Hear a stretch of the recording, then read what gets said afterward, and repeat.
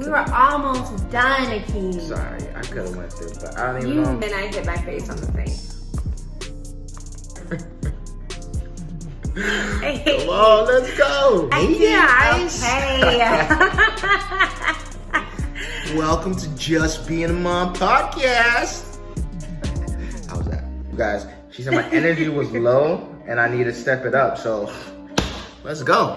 Hey guys, welcome to Welcome to Just Being a Mom podcast. Like, subscribe. Come on, let's go. Hey guys, welcome back to Just Being a Mom podcast. This is my husband. What's up, y'all? Akeem. Okay. This will be his last time on the podcast. She said this is take 3. She said my energy was low, the first take. The second take, I was a little too much, so we're gonna take 3 right now. Let's okay, and hopefully he pulls it together. It is hot. So welcome back today on episode 51. 51. I know, so damn. Crazy. It's a lot of episodes. That is a lot of episodes. We just celebrated our 50th episode. So exciting. So definitely go back and watch it. I talk about how to start a podcast because I'm very passionate about podcasting. I love it. So I wanted to tell you guys how to do it if you are interested. Hold on, you gotta like, yes. subscribe, and ring the bell for notifications. Did I say that right? You did. You should start your own podcast. Yeah, maybe. Just being a baby daddy. Just being a dad. So yeah, definitely check that out. Don't forget to like, subscribe, hit the bell for notifications. And today on episode 51, we are talking about parenting better together. Oh, I love you too. So we are talking about parenting better together, and we are going to tell you guys, how we have come to parent Elijah together. We're far from perfect. It's been a long road. A lot of bumps in the road, a lot of mistakes, a lot of learning lessons, a lot of adjustments. So, we're on this journey together though. So that's what matters. Yeah, exactly. And we still have a very long way to go. And even if you're not with the father or mother of your child, this will definitely help you still. I feel like our story will definitely still help you to be able to co-parent together and still be able to get along for the sake of your child. But what I want you guys to do is to comment below some advice that you and your spouse use to help you guys parent better together, any questions that you guys have about parenting, because all of us need help, right? Yes. So help us out in the comments. Yes. Other couples will see it and say like, oh, we never even thought of that. So yeah, it's like it takes a village, marriage takes a village, raising kids takes a village, this whole family thing definitely takes a village to be successful at it and to have, long-lasting relationships and healthy kids, especially in our Black community. We both come from homes of divorced parents, and, we don't want that for our son, our kids, so. Right, absolutely, right. Absolutely. So, yeah, I would love to hear from you guys. I would love some advice. I like learning from other people's experiences. You know what you know. So if you're parenting based on your own experiences, that's great. But you only have one reference to pull from. So it's good to get other people's experiences and pull from them and kind of just add to your arsenal, your parenting arsenal. So yeah, your parenting backpack, and then you can just pull things out, put things back. That was lame. Throw things out. So corny. So what really helps us is communicating together. I know it's super cliche, obviously communicate, but you have to know how your partner communicates to be able to successfully communicate. So you want to know, do they like texting? Do they like to talk in the morning? How much time do they need in advance for information to know they need to do things? Do we need a calendar? Do we need, so take us, for example, in the morning, I wake up very early and I work. until a certain time, until he has to go to work. And then there's this transition period of us switching, like, who's watching Elijah now. So he knows to communicate with me the rundown, like, he's eaten, he's peed, he needs to do this, or what's he doing right now. And then, so he tells me all these things, and I know now I can jump in easily, and there's like no arguments. and usually while that's going on, she's texting me throughout that time period. I'm texting back. She's saying, "Wait, hey, don't forget to do this." And I'm saying, "Cool, I don't have time to do this, so I need you to do this when you come out." So just that constant communication. At the end of the day, you're a team. So just look at it like you're on a basketball team. Yeah. You know, you constantly got to be communicating with your fellow teammates to know, so they know what's going on. You know, screen coming, set the screen on the right, pick on the right, pick and roll, all that. What's that? She don't know what I'm talking about. I don't think they know what it is. But yeah, you just always got to be communicating, so your spouse is not blindsided, and they're ready for, you know, what's to come. Exactly. And set expectations too. Like, if you know, like, this is what you're needing, especially as far as like parenting, like, we need to set aside time to talk about this, or like, please don't wake me up in the morning. Like, Akeen has these things where I like can't touch him like in the Not morning. at 5 a.m. Well, Like, I wake up at 5. Wake up! I don't do that. You don't do that. I don't do that. I will tap him, and he's like, "Oh, don't touch me." It's 5 a.m. Please don't touch me at 5 a.m. So he told me exactly what to do. He says, just say it 1 or 2 times, and if I don't get up, then just forget about it, you know? And so, yeah, so that's how he likes to communicate. That's enough for him. And so take heed in how you're, take heed in how your partner communicates and how they receive information, and vice versa. Tell them like what you need as well. So yeah, that's a big part of communicating is expectations. Another thing that I feel like definitely helped us too was in another episode I did, Marriage in Quarantine. I'll put the link below so that you guys can go watch Marriage in Quarantine. We started responsibilities because there's nothing worse than being up under each other 24/7 and like, can you do this? Can you do that? Can you do this?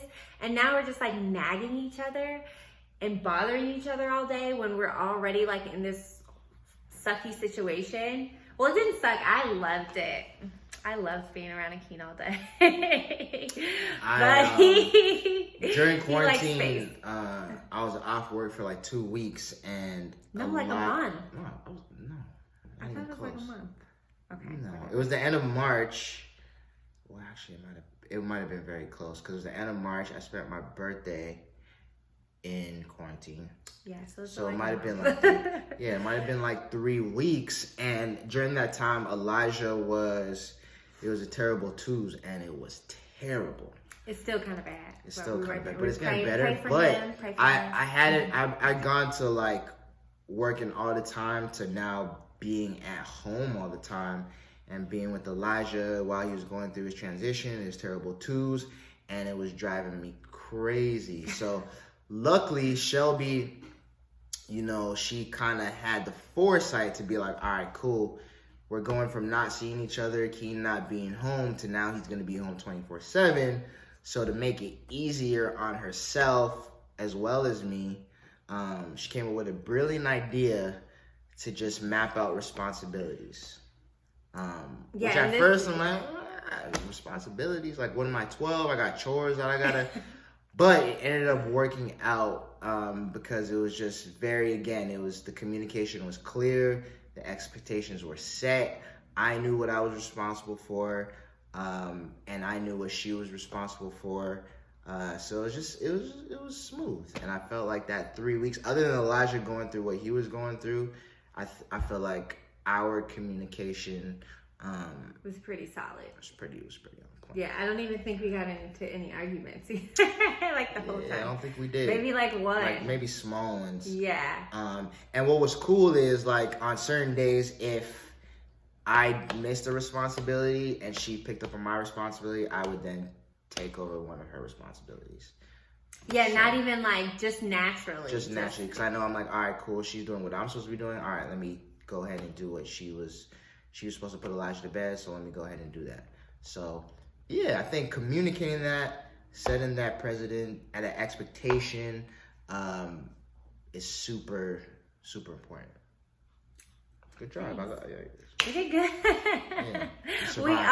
Yeah, we just survived. Another thing, like we like to take emotions out of the parenting, and I know that sounds crazy, but like you have to do what's best for the child, and you can't just keep thinking about what's best for you and what's best for, you know, like what's best for your spouse. You do have to think about what's best for your child at the end of the day. And when your emotions in it, like sometimes I would be so frustrated with Akeen that I would take it out on Elijah, and I'd be like, oh, like so angry all day just because I'm frustrated with him. And now I'm taking out my emotions on Elijah, which is like totally not what you're supposed to be doing, but you're frustrated.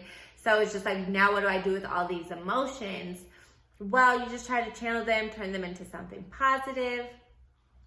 Maybe if you need to express your frustrations to your spouse to help you let some of that frustration out, send him a text. I've definitely texted him some long text messages at work, but at least like I felt relieved, like, okay, he knows how I feel now. Now I can go back to being like a good mom.